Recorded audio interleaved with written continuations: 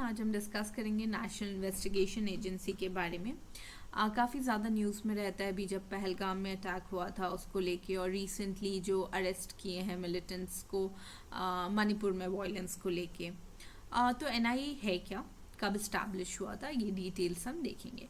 तो NIA establish हुआ था under national investigation agency act 2008, जो 26/11 का अटैक हुआ था मुंबई में। उसके बाद प्राइमरी काउंटर टेररिज्म ऑर्गेनाइजेशन है इंडिया का, जिसको कि पावर है इन्वेस्टिगेट करने का और प्रोसिक्यूट करने का, जो भी ऑफेंसेस अफेक्ट करते हैं इंडिया के सोवरेनिटी को, सिक्योरिटी को और इंटीग्रिटी को। ठीक है, तो एक कह सकते हैं जैसे फेडरल लॉज होते हैं या फेडरल एजेंसीज होते हैं फॉरेन में, वैसे ही एनआईए इंडिया का एक फेडरल एजेंसी है। और इसमें जब ये किसी को प्रोसिक्यूट करता है तो स्टेट से परमिशंस की ज़रूरत नहीं पड़ती है। ठीक है, जुरिस्डिक्शन की बात करते हैं, जुरिस्डिक्शन में आ जाता है तो पूरे इंडिया पे इसका जुरिस्डिक्शन है, और इंडियन सिटीजन्स जो अब्रॉड रहते हैं उन पे भी कोई भी ऑफेंस अगर कमिट होता है इंडिया के शिप्स पे या एयरक्राफ्ट पे, या फिर कोई भी क्राइम जो इंडिया को अफेक्ट करता है आउटसाइड इंडिया, इंडियन सिटीजन्स के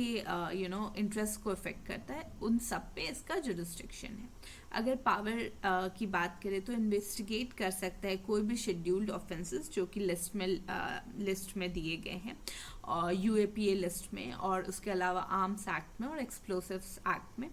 इसके अलावा इनिशिएट कर सकता है इन्वेस्टिगेशन अगर ऑर्डर दिया जाए इसको बाय सेंट्रल गवर्नमेंट, या फिर जब शेड्यूल ऑफेंस सस्पेक्टेड है। ऐसा ज़रूरी नहीं है कि आपके पास प्रूफ है कि वो ऑफेंस हुआ है, सस्पेक्टेड भी है तो भी ये इन्वेस्टिगेट कर सकता है।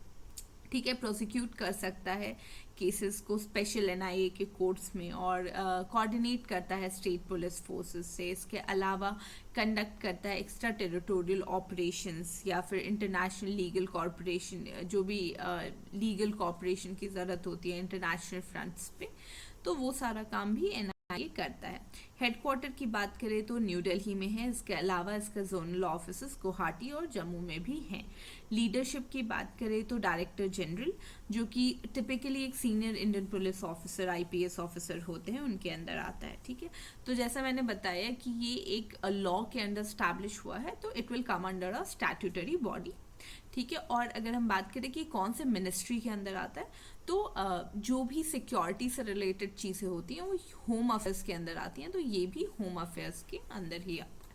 That's all.